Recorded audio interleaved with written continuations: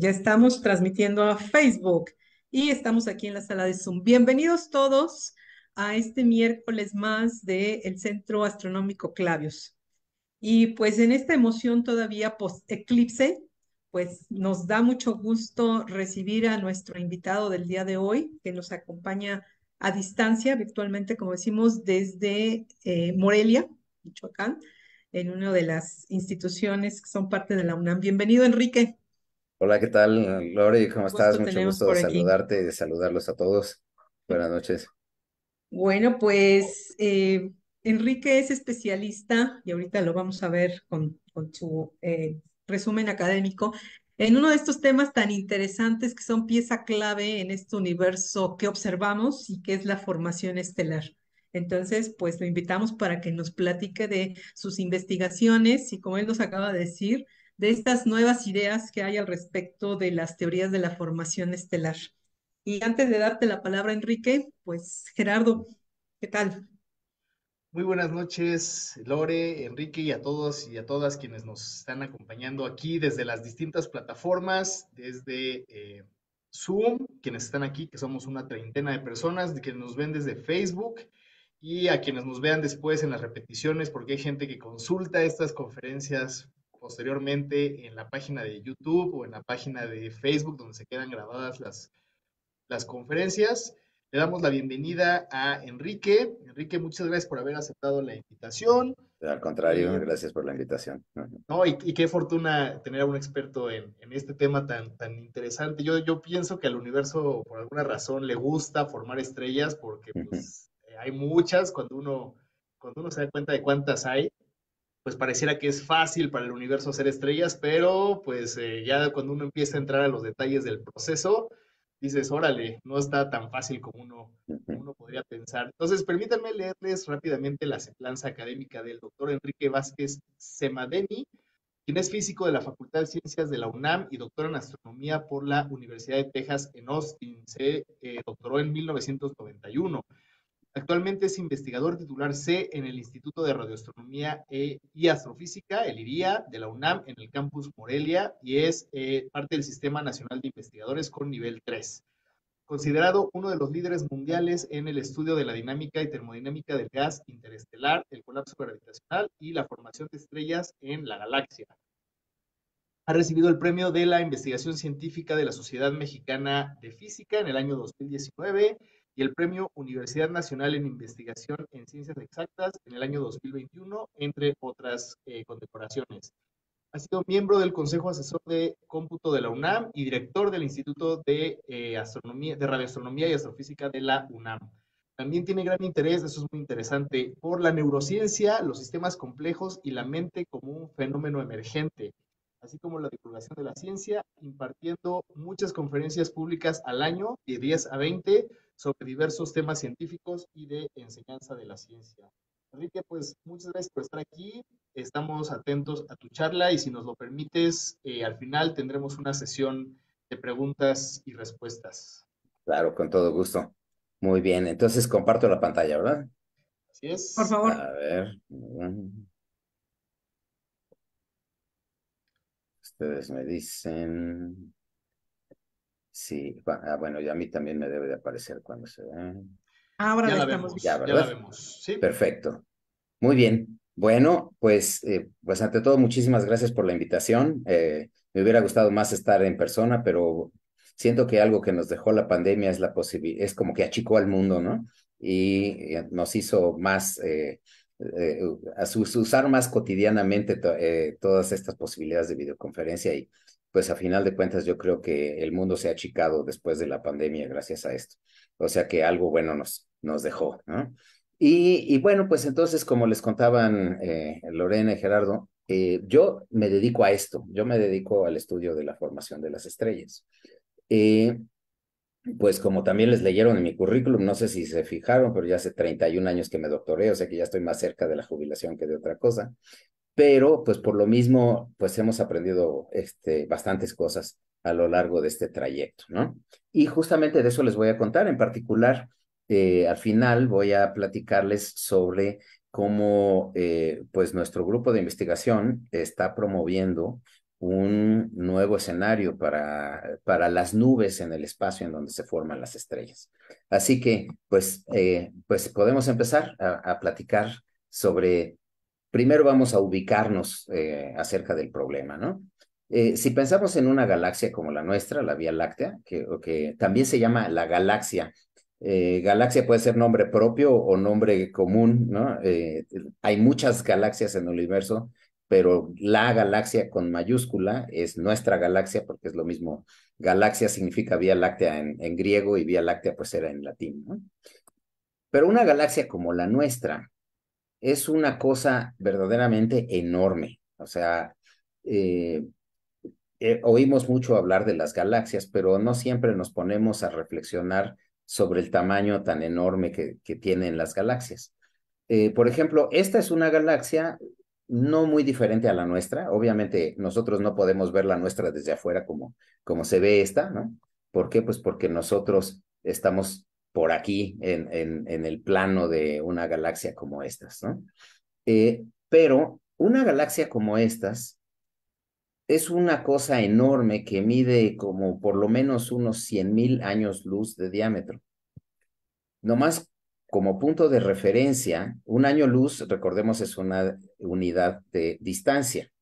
Entonces estamos diciendo que que una galaxia mide de diámetro, una galaxia como la nuestra, que es grande, eso sí hay que reconocerlo, mide como 100,000 años luz de diámetro.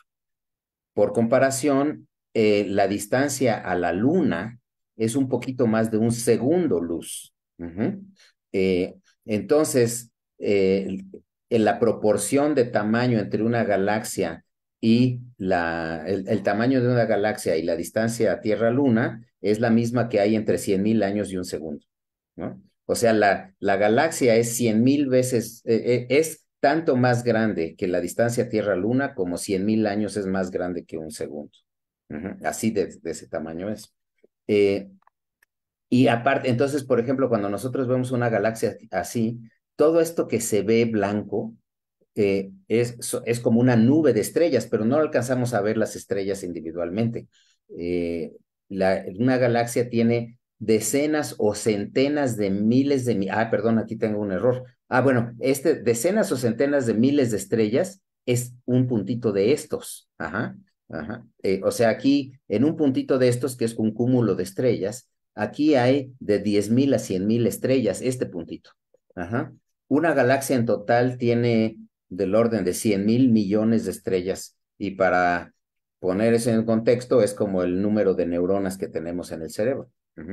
Entonces es una cosa bestial. Bueno, pero aparte, en una galaxia, entonces decíamos que toda esta luz blanca que se ve son estrellas, así como un polvo de estrellas. Estos puntitos son como grupos de estrellas, pero además se ven estas cosas pues son como nubes de gas y polvo.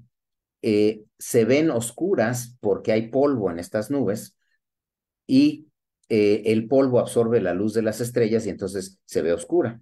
Si nosotros vemos también nuestra propia galaxia, es interesante porque también se ve oscura. Ahí tiene zonas donde se ve oscura. Ahorita podemos ver vamos a ver unas imágenes. Entonces, en una galaxia, además de haber cientos de miles de millones de estrellas, también hay una cantidad enorme de material en gas, en gas y polvo. Y estas nubes, este material se llama medio interestelar y podríamos pensar que es como una atmósfera de la galaxia, no más que en este caso no es esférica, entonces podríamos decir que la galaxia tiene como un atmosplano, ¿no? O sea, la galaxia es como una tortilla. A mí me gusta decir que es como un huevo estrellado, ¿no? Tiene la parte central, que es el núcleo de la galaxia, que sería como la yema, y tiene un disco a su alrededor, que sería como la clara del huevo estrellado, y en esta galaxia, además, en este disco, en este plano, además de muchas estrellas, hay gas. Y podríamos decir que entonces es como la atmósfera, pero en este caso sería un atmosplano, ¿no? Un plano de gas en la galaxia. Bueno, este gas, esta atmósfera galáctica, se llama el medio interestelar. Es como el medio gaseoso que está entre las estrellas, por eso se llama interestelar. Y tiene muchas componentes. pero la mayor parte de este medio interestelar es gaseoso y de ese gas tiene el 90% por número, o sea, en número de atomitos, son hidrógeno, ya sea gas hidrógeno en forma de átomos sueltos o de moléculas de hidrógeno que son como mancuernitas de dos átomos de hidrógenos pegados en una molécula. Y luego hay un poquito como 9% de helio y un 1,5% del resto de los elementos. Y este gas aparte puede estar denso y frío. Las partes más densas, o sea, más comprimiditas de este gas, curiosamente son las más frías y eso es porque este gas está sujeto a muchos procesos de enfriamiento. Y cuando digo denso, es denso relativamente.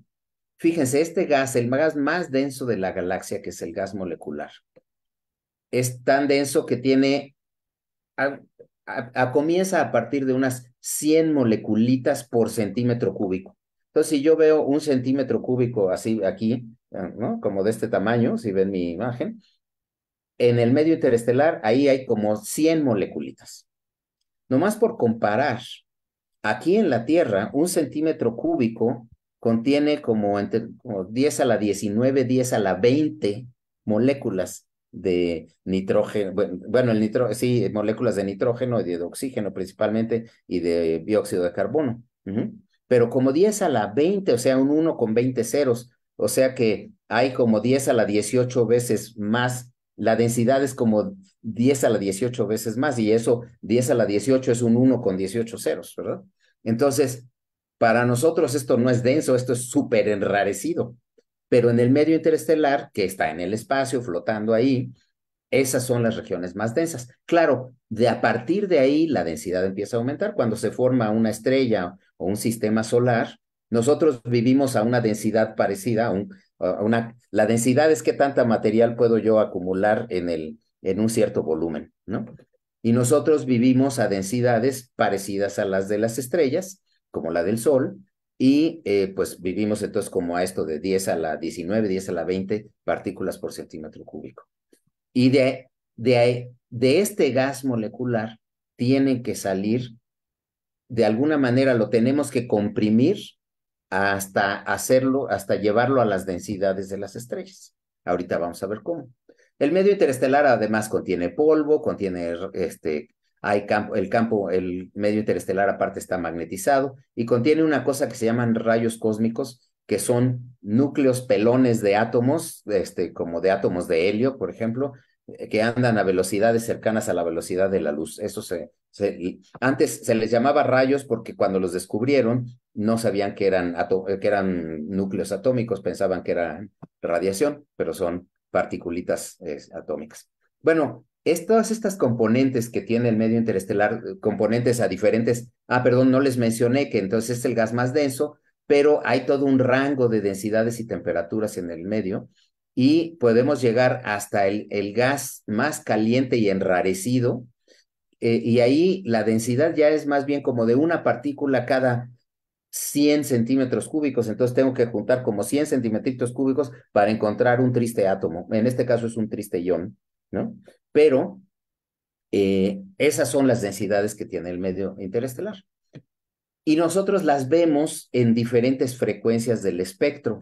Es decir, seguramente como ustedes son bastante aficionados a la astronomía, por lo que me cuentan, saben que nosotros, el espectro electromagnético tiene ondas que van desde las ondas de radio, que son las más lentas y suben y bajan relativamente lentamente, hasta los rayos gamma que van oscilando rapidísimo, ¿no?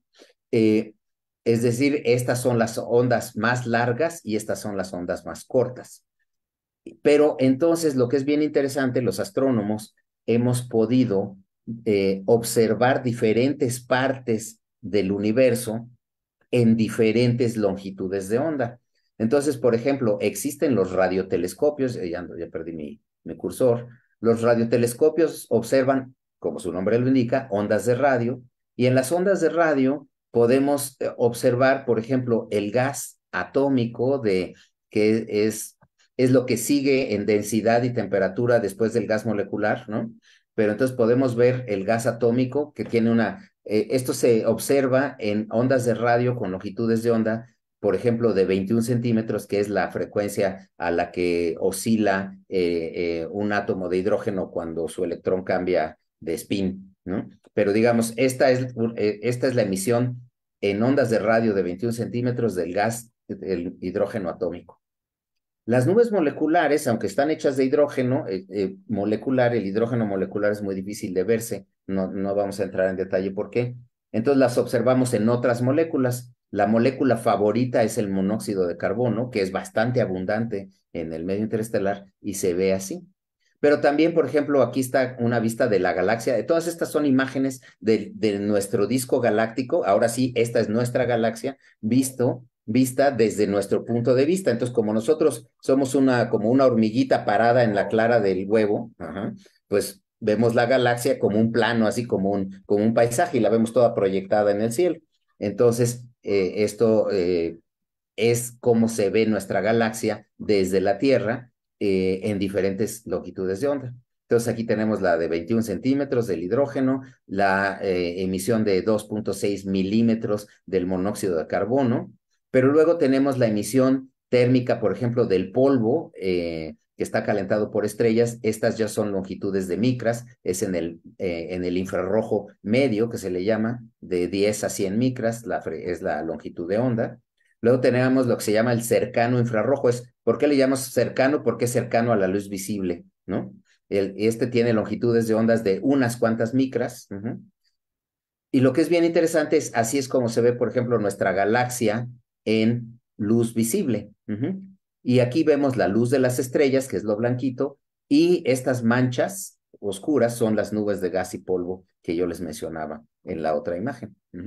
Ya luego podemos verlo en rayos X y ahí vemos, por ejemplo, el gas muy caliente, porque el gas muy caliente brilla en rayos X y lo mismo pasa con... todavía en rayos gamma podemos ver la emisión de rayos cósmicos y bla, bla, bla. Pero a nosotros, los radioastrónomos, pues nos centramos en las ondas de radio y también hasta el óptico y en el infrarrojo. Y con eso podemos ver las estrellas y el gas en donde viven.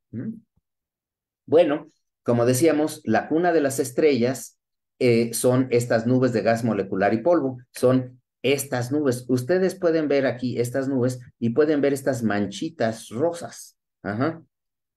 Estas regiones son regiones donde están naciendo estrellas nuevas. Las vemos brillar en este color porque hay estrellas, cuando se forman estrellas, hay estrellas de muy alta masa que calientan tanto al gas que lo ionizan, y al ionizarlo, o sea, ¿qué quiere decir ionizarlo? Quiere decir que a un electrón o a una molécula le boto el electrón, ¿no? Entonces llega un fotón, un rayo de luz, le pega a mi molécula o a mi átomo, y le pega con suficiente energía que le bota un electrón. Y al botarle el electrón, sale volando el electrón y al rato va y se junta con otro núcleo que se había quedado sin electrón, y cuando se junta, emite en particular en esta luz color rosadito. Entonces, todas estas zonas, todas estas zonas así de este color, son zonas donde están naciendo estrellas en las galaxias. Eso es la firma indeleble de que se están formando estrellas. Y pues ahí las vemos, y las vemos que están justamente metidas en estas nubes de gas y polvo. Y como decíamos, están constituidas principalmente por moléculas de hidrógeno, que son dos atomitos de hidrógeno, así como en una mancuernita de esas para hacer gimnasia. Y hay un poquito de otras moléculas, y en particular decíamos el monóxido de carbono es con el que observamos a las nubes. Y bueno, entonces justamente es lo que estábamos diciendo, las estrellas recién formadas y el polvo, bueno, se encuentran preferencialmente en los brazos espirales de las galaxias, en galaxias como la nuestra. Hay galaxias que no tienen los brazos espirales también formados, y entonces esas son más bien un relajo y las estrellas se forman donde pueden. Pero en las galaxias como la nuestra se forman principalmente en los brazos espirales. Las nubes son bien grandotas.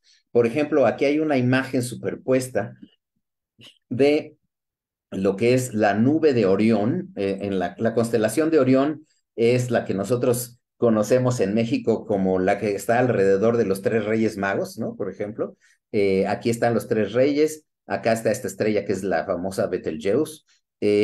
Y por acá abajo, si estos son los Reyes Magos, por acá está la espada de Orión, y junto a la espada de Orión está la nube molecular de Orión. En esta nube se están formando muchas estrellas y está relativamente cerca de la Tierra, está como a 1500 años luz. Y eso quiere decir que la podemos observar. Esta es una de las regiones de formación de estrellas que más se observan. Pero fíjense, toda esta zona molecular, y en particular la nube de Orión, pues la nube de Orión mide más que lo que se ve de lo que mide la luna de diámetro, ¿no? Y toda esta zona es mucho más. Eh, Esto, claro, esta imagen es una imagen en radio. Nosotros no vemos la nube porque nuestros ojos no ven ondas de radio, pero si nuestros ojos pudieran ver ondas de radio en una noche clara, veríamos todo el gas molecular en la galaxia como esto, y nos damos cuenta de que una nube molecular puede ser mucho más grande incluso proyectada en el plano del cielo que el tamaño de una constelación.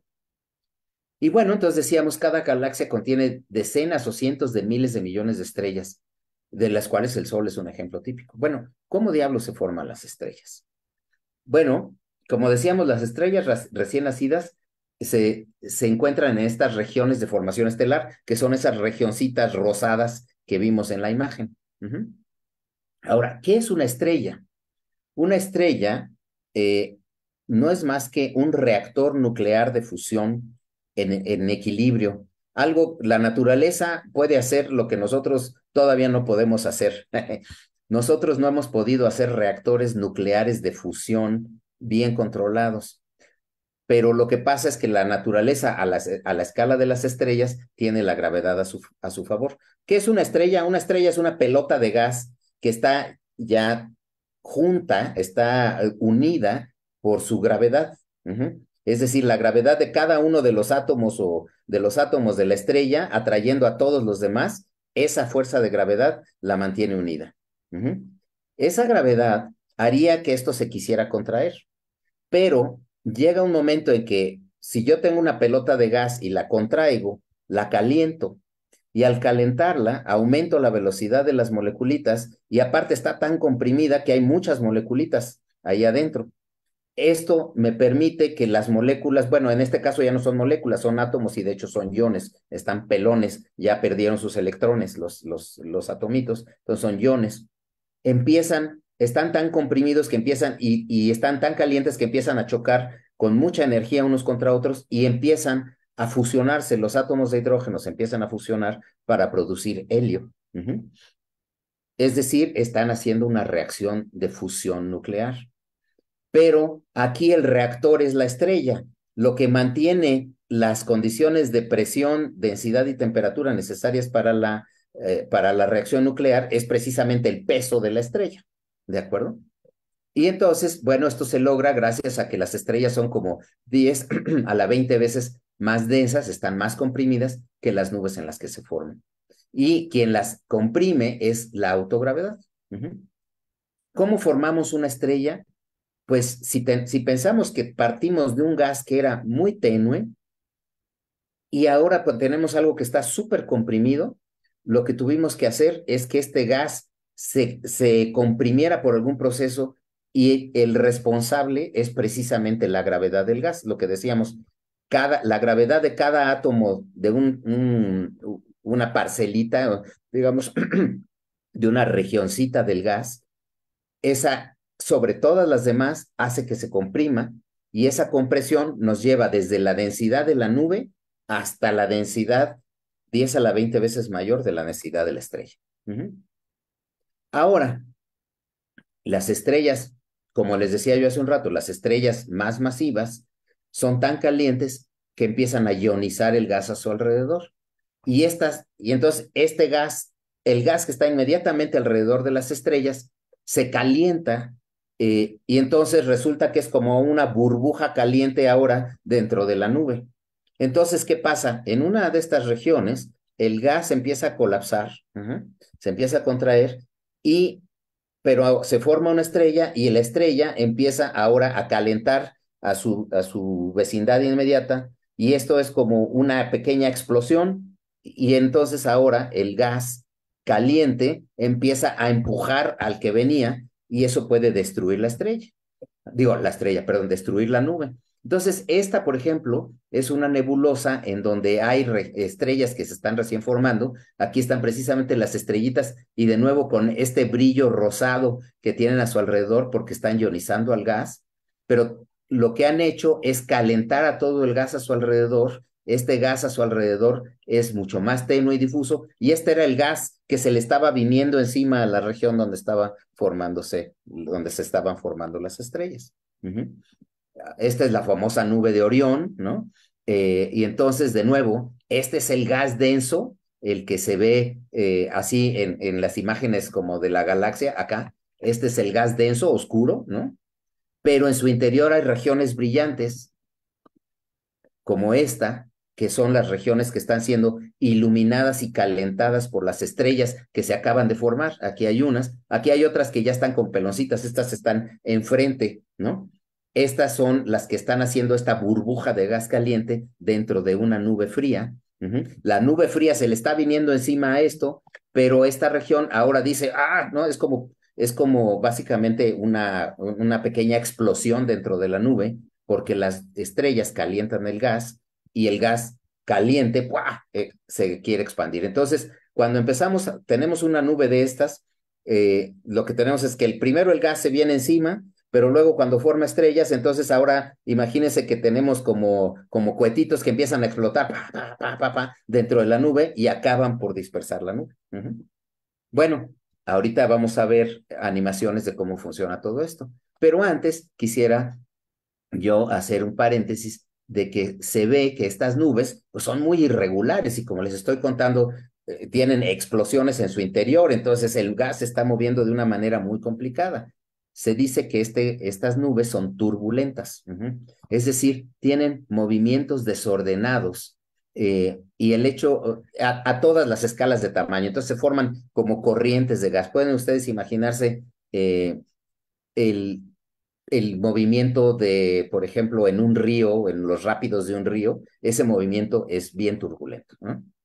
Entonces, ¿qué es la turbulencia? Vale la pena comentarlo porque, de hecho, no lo tenemos bien claro. Pero quien ha viajado en avión sabe que cuando le dicen que hay turbulencia, se tiene que abrochar el cinturón. ¿Por qué? Porque el avión va a ser sacudido, más o menos.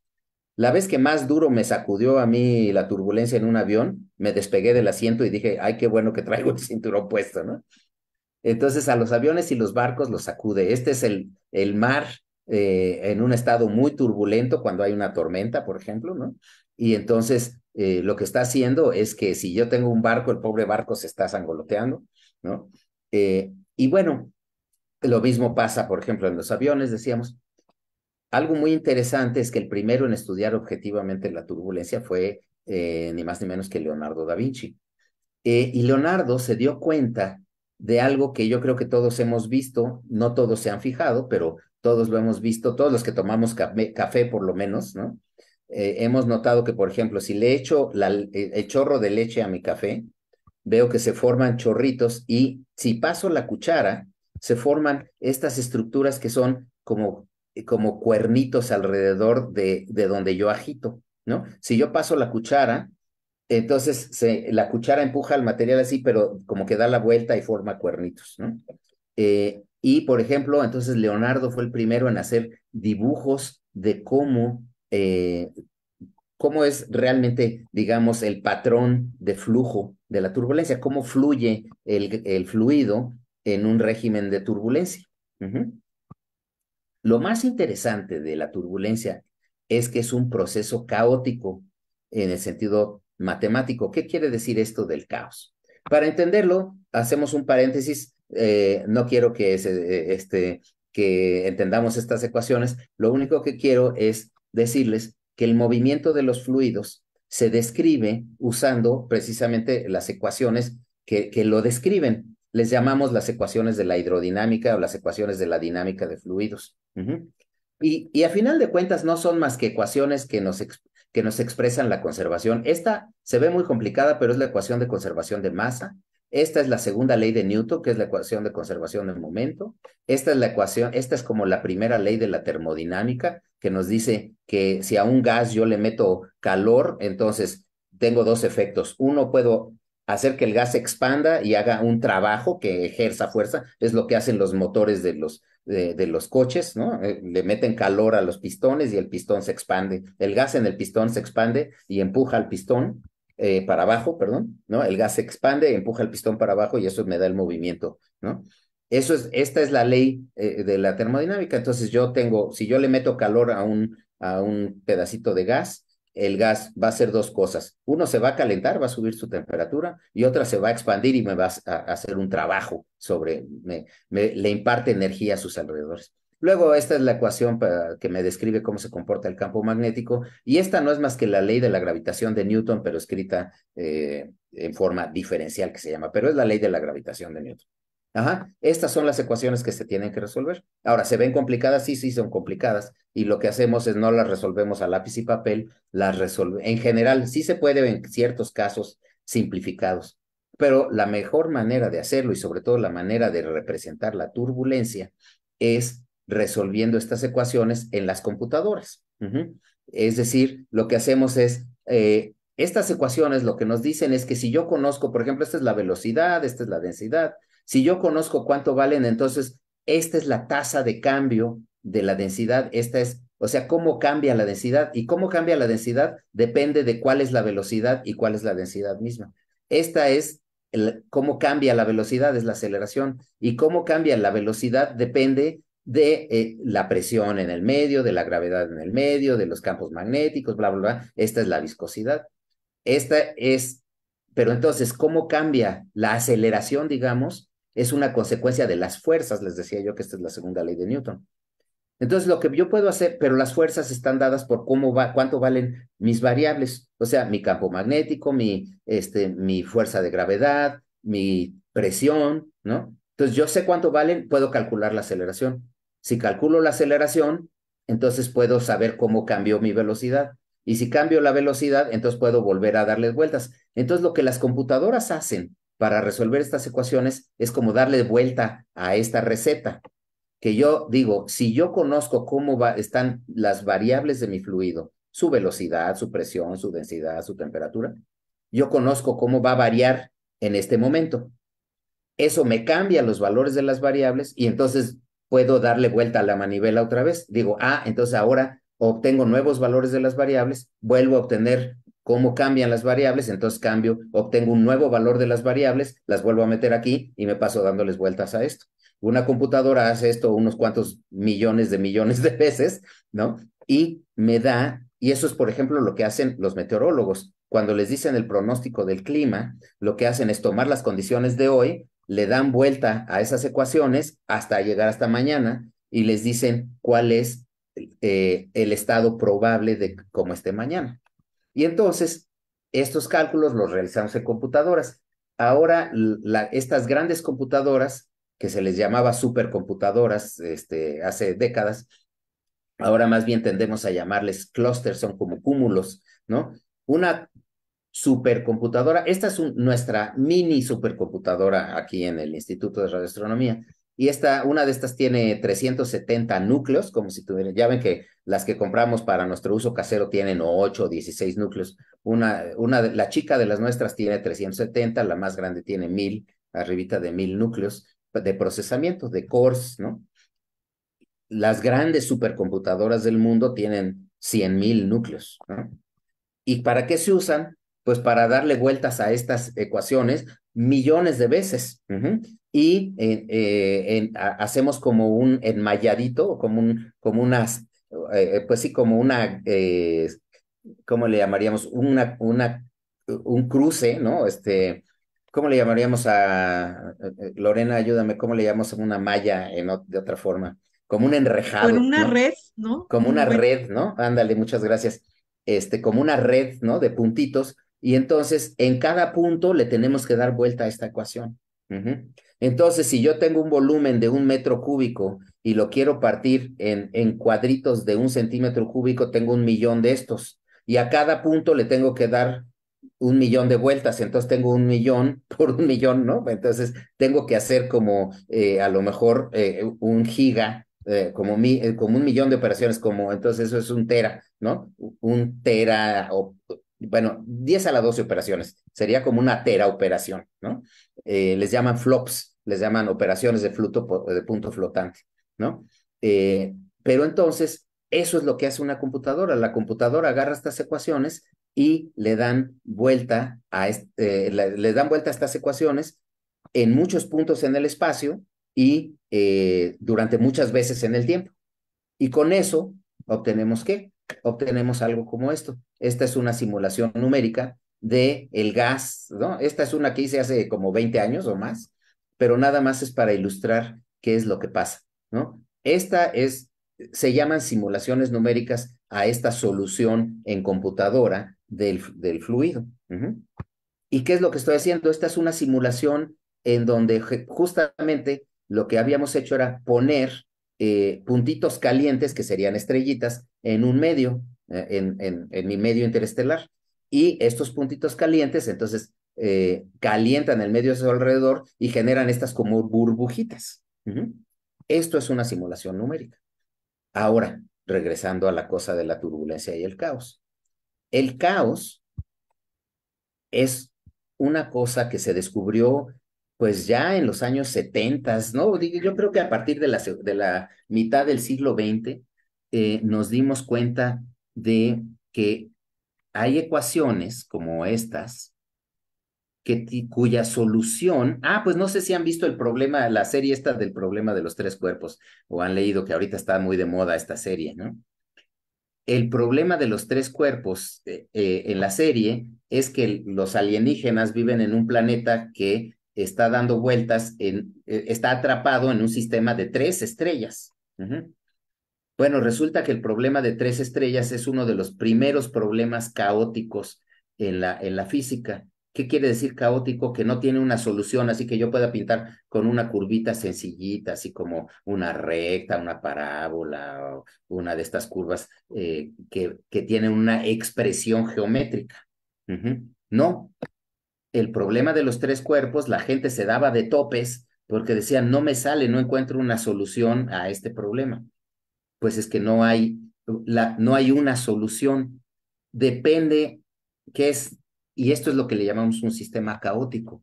Un sistema caótico en matemáticos es un régimen en el cual el futuro cambia drásticamente si cambiamos un pequeño detallito de cómo están las condiciones hoy. De hecho, es lo que se llama el efecto mariposa. Tal vez hayan oído hablar de él y que se describe como que si una mariposa decide batir sus alas en mi jardín, puede hacer la diferencia de que las lluvias empiecen en mayo o en junio, ¿no? Porque, o sea, los efectos pequeñitos se amplifican y a final de cuentas el resultado es completamente diferente. Y yo les daba la anécdota de la chica en la fiesta, porque esta a veces lo doy para chicos así como de prepa, ¿no? Pero es igual para nuestras vidas. Por ejemplo, si yo no me hubiera venido a vivir a Morelia, podríamos decir que mi vida sería completamente diferente, ¿no? No conocería yo a la misma gente, no, tal vez no trabajaría yo en el mismo campo, tal vez ya ni viviría, ya, ¿no? Tal vez a lo mejor ya hubiera tenido un accidente y me hubiera muerto. No se sabe cómo hubiera sido mi vida si yo no hubiera tomado la decisión de mudarme a Morelia allá en el año 2000. Lo mismo pasa con todos. Un ejemplo muy sencillo, hay una diferencia brutal entre que nos pase un coche a 100 kilómetros por hora a 1 metro de distancia o que nos pase encima. La diferencia es total. El futuro es completamente diferente para uno, ¿no? Bueno, acá hay un ejemplo de eso. Esta es una simulación numérica, pero ahora, primero nomás les mostré uno de los dos cuadritos, pero ahora resulta que aquí la diferencia entre los dos cuadritos es que el lado de la izquierda es una simulación hecha en una computadora con lo que se llama precisión sencilla. ¿Qué quiere decir? Que yo manejo mis números con 8 dígitos. Esto es lo que le llamamos precisión sencilla. Y del lado derecho está hecha con doble precisión, es decir, mis números tienen 16 dígitos en la computadora. Esto, por supuesto, pues requiere más memoria, porque cada número es del doble de tamaño que acá. Pero acá tengo más precisión. Bueno, si observan, y permítanme decirles, al principio las condiciones son las mismas. Vemos, todo es exactamente lo mismo. Pero como la precisión de mi cálculo es diferente aquí que acá, fíjense que van apareciendo diferencias. Esta burbujita creció más aquí que acá. Esta tiene dos hijitos, esta no la tiene. Esta cosa acá no está, cuando mucho está como, podrían decir que está desplazada, o podría ser esta, pero entonces aquí esta es más débil y acá hay un hermano que acá no está, o bien esta es como el promedio de los dos, ¿verdad? No se sabe bien. Y seguimos avanzando y ya vemos que al rato ya la solución es completamente diferente. Este arco no existe, esta burbuja secundaria no existe, este cinturoncito de acá no existe, ¿no? Entonces, aunque en grande se ve parecido, ¿no? Sí, perdón, a alta velocidad, a la velocidad de la que está pasando el video, uno como que no nota la diferencia, pero si uno lo para, que lata, perdón, pero si uno lo para en este momento, dice, caray, el futuro ya fue diferente. Eso es el caos. Matemáticamente se le llama caos determinista, es decir, las ecuaciones son las mismas y ahí están y me están diciendo qué es lo que sigue.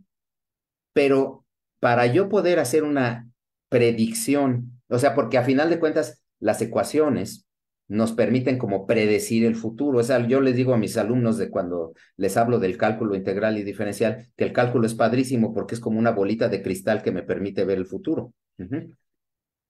Nada más que me permite verlo medio borroso, porque, y aparte medio impreciso.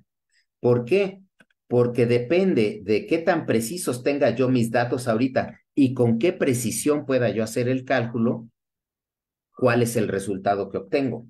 O sea, mi resultado es muy diferente si yo calculo a doble precisión, es decir, con 16 dígitos en cada número o solo con 8. De la misma manera, mi resultado es muy diferente si yo le añado, por ejemplo, al momento inicial, ¿no? A esta condición inicial que yo tengo aquí, desde la que empecé mi simulación, es muy diferente si yo la especifico cada octavo de la caja o cada 16avo. Aquí lo que tengo yo es una precisión de un 128avo de la caja. Pero si tengo, es decir, tengo información, aquí tengo 128 cuadritos por lado en esta caja, pero, y yo estoy especificando las condiciones en cada cuadrito, para empezar. Pero si las especifico cada 64avo de la caja, tengo menos precisión. Precisión infinita sería poderlas especificar punto a punto sin separación, ¿no? O sea, con un infinito de puntos, pero pues no tengo, eso es imposible. Por eso el pronóstico del clima es impreciso. Por eso a mí me gusta hacer la mofa de la burla de que lo único que cambia tanto como el clima es el pronóstico del clima, ¿no? ¿Por qué? Pues porque nos dicen, bueno, dentro de una semana a lo mejor va a llover o va a haber tal temperatura. Y va uno viendo el pronóstico del clima para el mismo día y va uno viendo cómo el pronóstico va cambiando. ¿Por qué? Porque cada día lo vuelven a calcular, pero ahora con la información de ese día. Pero la información de ese día tenía una incertidumbre, o sea, bueno, la información de ese día está más cerca del futuro que yo quiero predecir, entonces la incertidumbre es menor, digamos, y esa incertidumbre me causa una fuente de error, ¿de acuerdo? Entonces, eso es el caos. El caos es el fenómeno de que si yo introduzco pequeñísimas variaciones en un sistema, el resultado va a ser completamente diferente al cabo de un tiempo finito. Y entonces, por eso nuestra vida es en la práctica impredecible. Hay científicos que dicen, nuestra vida está escrita porque ahí están las ecuaciones que describen todo el comportamiento del universo. Yo les digo, pues sí, pero no hay computadora en el universo que pueda calcularlo con toda precisión. Entonces, el único universo que puede calcular el futuro con toda precisión es el universo mismo y la solución se está calculando. ¿Me explico? La solución de qué va a pasar mañana todavía no se sabe. Mañana lo vamos a saber y el mañana va a haber sido consecuencia de lo que pasó hoy y lo que pasó ayer y bla, bla, bla. Pero hoy todavía no tengo el cálculo, el universo lo está calculando. Si se imaginan, podrían decir que el universo es una súper, súper, súper computadora que está calculando su futuro, ¿no? Y haciendo todas las interacciones entre todos los átomos del universo. Pues sí, ¿quién lo está calculando? Pues solo el universo. Y no hay computadora en el mundo que pueda calcularlo con toda precisión. Entonces, para todo fin práctico, pues el futuro de estos sistemas caóticos es impredecible. Lo más que podemos hacer es predecirlo como una probabilidad. Por eso los meteorólogos nos dicen, va a haber hay una probabilidad de 30% de lluvia. ¿Qué quiere decir eso? Que si toman estas condiciones, por ejemplo, y las cambian un poquito, ¿no? Y ven al día de mañana, por ejemplo, un meteorólogo que estuviera viendo el mapa de las nubes en México, ¿no? Y dice, bueno, no tengo la precisión completa porque no tengo una estación meteorológica cada milímetro del espacio de la atmósfera. La tengo una cada X kilómetros, ¿no? Entonces, tengo incertidumbre en lo de en medio. Entonces, algo hago para llenar la información en mi computadora de qué hay entre dos estaciones meteorológicas. Y entonces hagan de cuenta que yo aquí diría, aquí tengo una estación meteorológica, aquí tengo otra, ¿no? Y bueno, algo tengo que poner en medio para yo hacer mi cálculo en la computadora.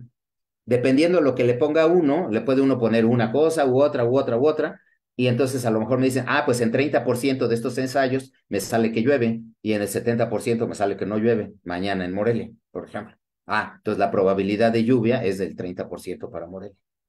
Pero no lo podemos describir de otra manera porque es imposible calcular con absoluta precisión el futuro para uno de estos sistemas caóticos. Ajá.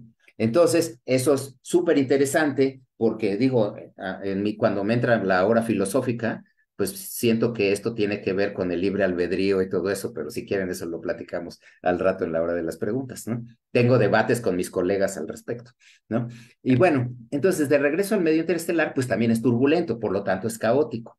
Y aparte está sujeto, entonces es turbulento porque está agitado por la inyección de la energía de las estrellas, aparte la galaxia está rotando y entonces hay una fricción entre diferentes, está rotando pero no como un cuerpo rígido, sino está rotando más rápido adentro y más despacio afuera, y entonces hay fricción como entre las capas entre círculos concéntricos de la galaxia, y eso me introduce también fuentes de turbulencia. Además, hay la autogravedad del gas y la turbulencia. Entonces, ¿qué pasa? La turbulencia adentro de las nubes se puede pensar como movimientos desordenados parecidos a los movimientos de los átomos.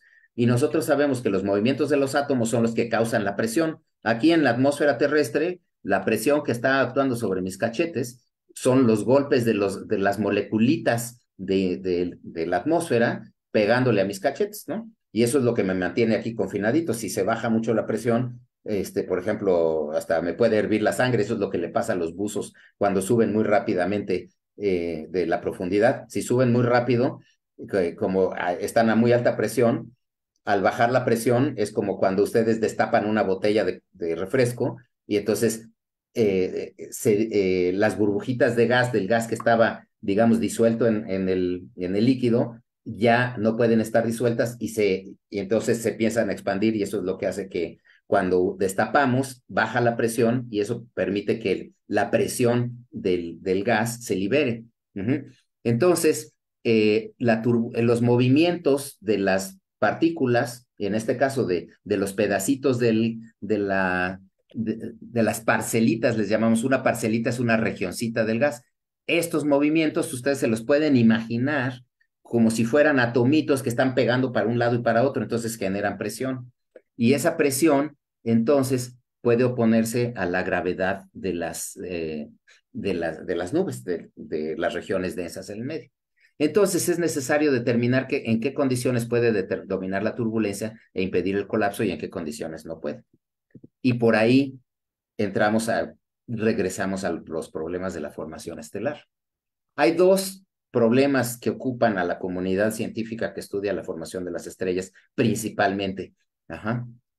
Uno de ellos y en el que me voy a centrar es la lentitud de la formación estelar en la galaxia. No voy a entrar en detalles, pero les puedo contar que si uno hace simplemente un cálculo de la rapidez, eso se puede hacer, es un cálculo de conservación de energía relativamente sencillito. ¿De cuánto tiempo se tarda una pelota de gas sujeta nada más a su autogravedad en contraerse y hacer un punto en el centro? ¿No? En pasar de un tamaño finito a un tamaño infinitesimal, digamos lo que sería un hoyo negro, ¿no? Bueno, uno puede calcular, ese tiempo se calcula, es fácil, es bien conocido, se llama el tiempo de caída libre. Uno puede calcular la rapidez, o sea, si uno supone nada más que todo el material en el gas molecular, ya vimos que el gas molecular es el que forma las estrellas.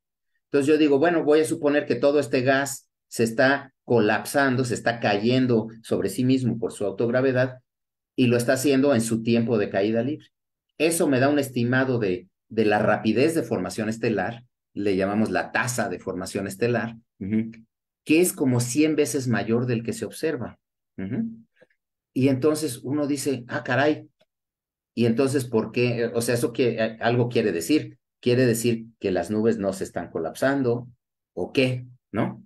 Hay otro problema sobre la distribución de masas de las estrellas, pero como ya es un poco tarde, me lo brinco. Me voy a centrar en este porque aquí es donde hemos estado trabajando. Y para explicar la lentitud de la formación estelar o la baja tasa de formación estelar, le llamamos en español, la abreviamos TFE, hay dos modelos. Uno, el famoso modelo gravoturbulento, y este inició en los años 70 y todavía una buena parte de la comunidad piensa que este es el modelo. La idea es que la formación estelar es lenta porque las nubes moleculares no se están colapsando. Entonces, habíamos dicho, este estimado teórico del máximo teórico de la rapidez con la que yo puedo formar estrellas es tomar toda la masa que tenemos en nubes moleculares en la galaxia y dejarlas que se conviertan en estrellas en este tiempo de caída libre. Bueno, eso quiere decir que las nubes están en caída libre. Pero como eso me da un estimado 100 veces superior, una idea lógica es decir, pues las nubes no están en caída libre. Algo las está deteniendo en contra de su gravedad. Es decir, están colgadas de algo y no dejan, y ese algo no deja que se caiga. Y ese algo se supone que es la turbulencia dentro de las nubes. Nosotros, desde hace unos 10 años, estamos promoviendo algo que está, digamos, basado en ideas antiquísimas de hace 70 años, bueno, antiquísimas en la historia de la ciencia moderna, ¿no? Pero nosotros hemos tratado de, digamos, adecuarlas a la idea, a lo que sabemos actualmente. La idea básicamente es que no, las nubes sí se están colapsando. Ajá. Pero sí se están colapsando, pero la tasa de formación estelar es baja, la rapidez de formación estelar es baja, porque las nubes se destruyen rápidamente por las primeras estrellas que forman. Es decir, si yo tengo una nube, hay que pensar que la nube no se cae sobre sí misma toda junta al mismo tiempo, sino que la nube se empieza a venir encima, pero va formando picos, ¿no? Y en estos picos es donde se van formando las estrellas, pero el resto del material viene como retrasado. Y entonces, estos picos me empiezan a formar estrellas y estos picos, entonces, es lo que decíamos hace un rato, ¿se acuerdan? Habíamos dicho de estas nubes, ¿no? Donde estaban estas nubes, estábamos diciendo, aquí el gas de la nube se está viniendo encima sobre este centro. O sea, este gas todavía no llega aquí a donde se estaban formando las estrellas, pero ya hay gas que ya llegó y ya se habían formado unas. Esas estrellas empiezan a calentar por dentro y entonces empiezan a contrarrestar la caída del resto del material. Entonces, eso es lo que estamos diciendo nosotros ahora. Y entonces, pues traemos este pleito. Y el pleito a veces se pone bueno en los congresos, ¿no? Porque hay, digamos, esto, por ejemplo, es lo que yo aprendí en la escuela, ¿no? Que las nubes no se estaban colapsando. ¿Por qué? Pues este paper, este artículo fue súper importante y sentó, digamos, todas las bases de la teoría posterior de formación estelar, este artículo de Superman y Evans del 74. Entonces yo pasé por la escuela de posgrado como 10, 15 años después de esto, y pues eso es lo que yo aprendí en la escuela, que las nubes no se están colapsando. Pero, oh, sorpresa, cuando empezamos a hacer simulaciones numéricas de nubes, de la formación de las nubes, sí se nos colapsaban. Entonces, nuestro trabajo actual es tratar de poner a prueba los dos modelos, el modelo gravoturbulento y el de colapso jerárquico, y ver, y tratamos, ¿no?, de demostrar que el modelo del colapso es más representativo de lo que realmente está pasando en las nubes. Ajá. Pero, bueno, y si no es, pues hay que reconocerlo, eso es bien importante, ¿no? De hecho, yo antes apostaba por el modelo gravoturbulento, pero tuve que cambiar de opinión cuando empecé a ver las simulaciones, ¿no? Y bueno, lo que es necesario es comparar los efectos de la turbulencia con los de la gravedad. Y bueno, entonces, el debate actual es, para empezar, las nubes, ¿por qué se forman? Se forman por turbulencia, o sea, en las galaxias, no la tengo a la mano, pero hay una foto impresionante, a lo mejor se las puedo mostrar. Ujú. Déjenme ver. ¿Siguen viendo? Cambió, ¿ven ahora unas pantallitas? Sí, Sí, vemos estamos dos viendo tu pantallas, escritorio.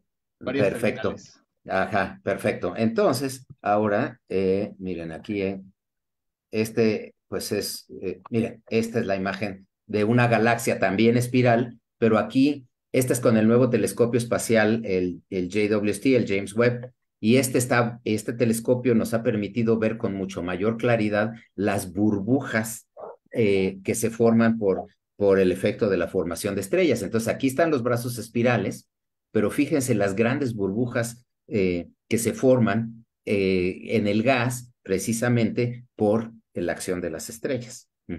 Entonces, eso lo que quiere decir es de que incluso mucha gente diría, pues esta nube de aquí se me está formando porque esta burbuja se está expandiendo y me está comprimiendo al gas a su alrededor y me está formando una nube.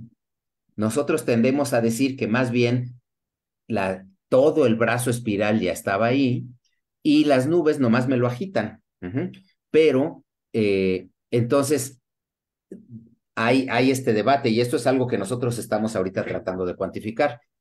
¿Qué tanto de la formación de nuevas nubes se debe al efecto de las burbujitas que se producen alrededor de las estrellas y qué tanto se debe a la gravedad en los brazos espirales? Porque resulta, algo que no les he dicho, es que estos brazos son de gas, pero se forman donde hay brazos de estrellas ya mucho más viejitas. Las galaxias tienen sus propios brazos. Déjenme regresarme a la presentación acá. Y las galaxias, si me regreso acá, a esta, claro, aquí hay gas, pero fíjense que atrás del gas se ve claramente un brazo de estrellas. La luz blanca son estrellas. Y estas son estrellas viejísimas, son estrellas que no se formaron ni hoy ni ayer, se formaron hace miles de millones de años. Y las estrellas se arreglan en estos brazos y entonces estos brazos de estrellas son como una fuente de gravedad para atraer al gas y por eso el gas se acumula ahí. Y entonces una pregunta un poco del huevo y la gallina. ¿Las nubes en los brazos se forman porque las estrellas que se formaron ahí siguen comprimiendo al gas o más bien las estrellas que se formaron ahí pues nomás son como una perturbación? A mí me gusta decir que esto es como si uno pensara en un terremoto y sus secuelas, ¿no? El terremoto, según yo, pero eso tengo que reconocer que todavía lo estamos trabajando, es la gravedad de este fondo de estrellas que me está jalando al gas a que se me caiga aquí. El gas se cae aquí y entonces este gas ahora empieza a formar nuevas estrellas que son estas que están iluminadas de rosadito. Y estas me generan las burbujas, ¿y dónde estaba yo aquí? Y estas me generan estas burbujas que son como perturbaciones, que son como las secuelas, ¿no? Las réplicas del terremoto. Entonces el terremoto fue el brazo espiral de las estrellas y las réplicas son las burbujas de gas caliente que se empiezan a expandir. Y entonces, un problema súper interesante ahorita que yo veo es tratar de determinar qué tanto del material que está aquí ha sido juntado, ha sido acumulado por el potencial, por la fuerza de gravedad de las estrellas que están detrás y qué tanto ha sido juntado por el efecto secundario de la formación de las estrellas que están explotando ahí. ¿Sí? Entonces, por ejemplo, ese es un problema ahorita súper interesante y que estamos pues tratando de cuantificar. Ajá. Entonces, esa es una primera pregunta. ¿Las nubes moleculares se forman por compresiones turbulentas o por la gravedad de las estrellas? Luego, dentro de las nubes mismas, ¿a qué escala, dentro o fuera de las nubes, comienza el colapso? Nosotros queremos decir que el colapso empieza a la escala de las nubes mismas. Hay otros que dicen, no, solamente son las regiones más pequeñitas. Y eso es lo que estamos tratando ahorita de definir. Justamente tengo un proyecto en donde estamos tratando de medir el tamaño de las regiones que están contrayéndose gravitacionalmente, ¿no? Y bueno, entonces, por ejemplo, aquí hay algunas animaciones de cómo ocurre, cómo se mueve. Esto sería la turbulencia en el gas más difuso. Esta es una caja de unos 800 y feria años luz que nosotros estamos entonces usando como para representar el gas en la galaxia. Aquí estamos suponiendo que había turbulencia en el medio. Esta turbulencia entonces me comprime el gas y me forma nubes. La gran pregunta es, ¿a qué horas el movimiento de estas nubes comienza a ser dominado por la autogravedad?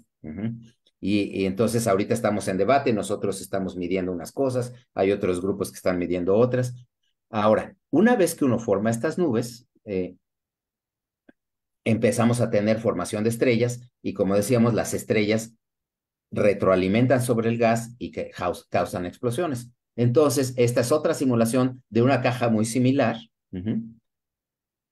Una simulación es precisamente resolver las ecuaciones en la computadora y luego se grafican, se hacen imágenes de la velocidad, la densidad del gas, la temperatura, etcétera, ¿no? Esta es una imagen de la densidad del gas. Entonces, lo que está más clarito es lo que es más denso, podríamos decir que son las nubes. Esta es una nube que se formó al principio por turbulencia, pero rápidamente en estas regiones, perdón, se nos empiezan a formar estrellas y ahora esta simulación tiene también incluido el calentamiento de las estrellas al gas y entonces se empiezan a formar precisamente estas regiones que se expanden. Ay, como que se atoró, ¿verdad? Pero entonces, precisamente, esta es una simulación que lo que hace es me deja una burbuja alrededor de un cúmulo de estrellas. Y nosotros lo que estamos viendo es cómo el gas se está contrayendo en esta simulación. Es bien interesante porque, a ver, déjenme mostrarles a otra. Sí,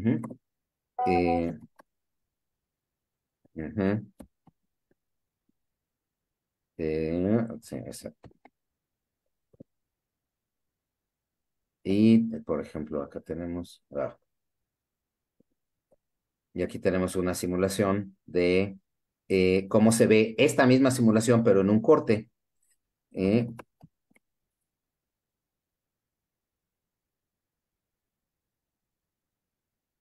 ¿Ya la ven? Sí, ahí la Sí la vemos. ven, ¿verdad? Sí. Entonces, fíjense, esta simulación, esta cosita de aquí, estos filamentos son estos filamentos que yo tenía acá. ¿De acuerdo?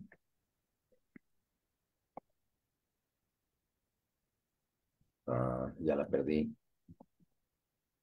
Claro. Déjenme mostrarla. Son estos mismos filamentos. Ya, ajá. Ok. Y de nuevo se los muestro acá. Y fíjense, entonces si se fijan, el gas está cayendo. Ujú. Pero aparte, algo muy importante, que es lo que nosotros nos hemos dado cuenta, es que el, el material, además, lo que hay que tomar en cuenta es que el material cae a estos filamentos, igual que aquí. Yo tenía estos filamentos atrás, desde el principio, pero estos se formaron por una caída de material. Y lo que es bien interesante es que parece que esta caída es en efecto consecuencia de la contracción gravitacional de toda la nube, ¿no? Y entonces, pero aquí se ve clarísimo cómo cuando empieza a haber estrellas que calientan el medio a su alrededor, se forma esta burbuja y pácatelas, se va, ¿no? Entonces, eso es lo que tenemos aquí. Y bueno, pues actualmente, ¿qué estamos haciendo? Bueno, nuestra premisa es que las nubes no están en equilibrio, sino están en este proceso de contracción gravitacional.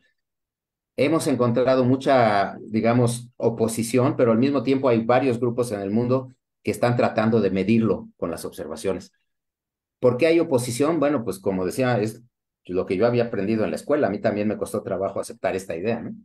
Eh, Ahora, si la baja eficiencia de las nubes se debe al mecanismo que decimos, que no es que estén en equilibrio, sino es porque se empiezan a contraer y luego se destruyen, ¿qué pasa con el gas destruido?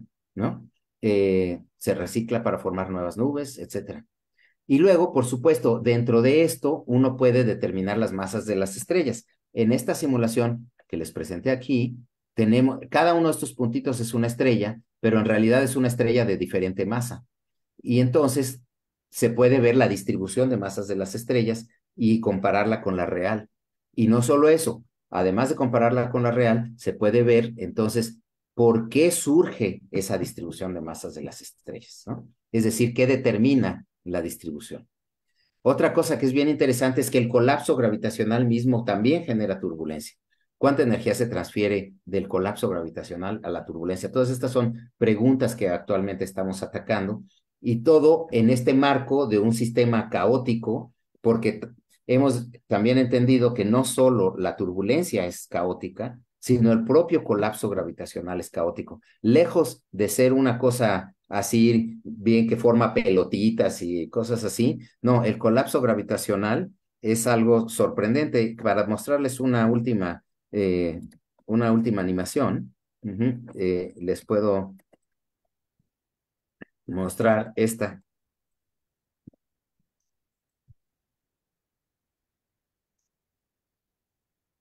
Y entonces,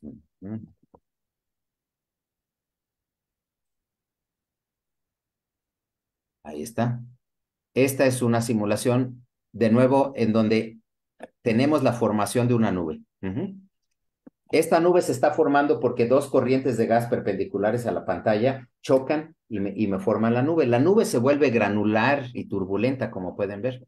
Pero ahora pueden ver que toda ella, si se fijan, se está contrayendo. Bueno, no toda, la parte de afuera sí se está yendo, pero esta parte se está como contrayendo, y cada vez se contrae con más ganas. Aquí me empieza a formar estrellitas y este colapso gravitacional como que se va extendiendo en tamaño y cada vez jala con más ganas, ¿verdad? Entonces, esta es una de las grandes preguntas. ¿Qué tan importante es la gravedad de las nubes para jalar material? Aparte, si se fijan nada más, déjenme avanzar aquí. Si se fijan, este colapso me forma filamentos, como vimos también en la otra simulación. La gente tiende a decir, o sea, la idea típica es que estos filamentos son resultado de choques, de turbulencia, pero nosotros vemos que son el resultado de la contracción gravitacional de la nube, que es bien caótica también. Entonces, la turbulencia es caótica, el colapso es caótico, y el chiste es tratar de entender por qué la tasa de formación estelar es baja en este sistema, por qué las estrellas tienen la masa que tienen, por qué el gas tiene la estructura que tiene, se debe a las nubes, digo, se debe a la turbulencia, se debe a la gravedad o a una combinación de las dos. Y bueno, pues así está el asunto en la actualidad. Bueno, y pues nada más, a final de cuentas, el estudio de la de la formación estelar en la galaxia es similar a el estudio del clima en la Tierra, que es como lo que les decía yo hace un rato. De hecho, es tan similar que en la Tierra tenemos nubes que sueltan gotitas que son gotitas de agua. En el medio interestelar tenemos nubes que sueltan gotitas, que son estrellas, ¿no? Y la gran pregunta es, ¿qué tanto de toda la dinámica de las nubes? La gran pregunta ahorita para nosotros es qué tanto se debe a la gravedad de la nube y qué tanto se debe digamos, al efecto de la inyección de energía turbulenta por las estrellas. Y bueno, pues con eso llego al final y tomo preguntas y espero que haya quedado claro, pero si no, con todo gusto lo abundamos en el tema.